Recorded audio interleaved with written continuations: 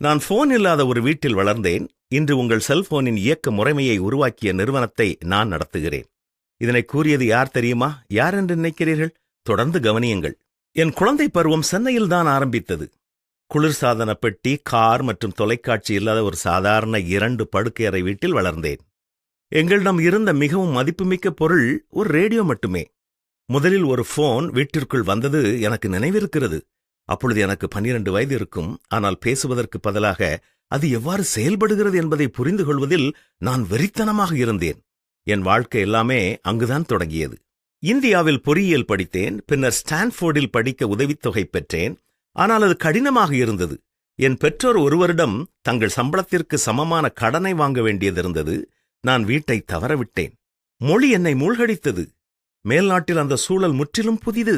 ஆனால் ஏதோ ஒன்று எனக்குச் சொன்னது நான் அதை தாங்கிக் கொள்ள வேண்டுமென்று. நானும் தாங்கிக் கொண்டேன்.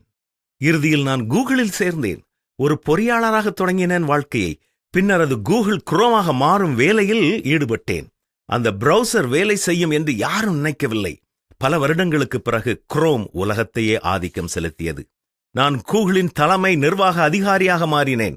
பின்னர் ஆல்பபெட்டின் தலைமை நிர்வாக அதிகாரியானேன்.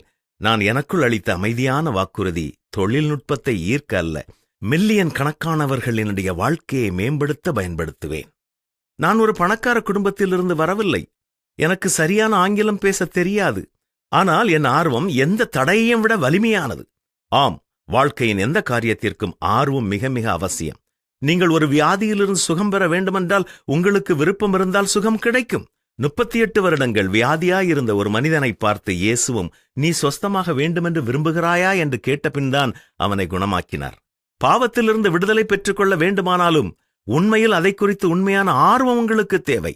உன் நம்பிக்கை வீண் போகாது என்பதுதான் பரிசுத்த வேதமும் நம்மை உற்சாகப்படுத்தும் வார்த்தை. இன்று நமக்கு இருக்கும் ஆர்வத்தை தொடர்ந்து காத்துக்கொள்வோமா?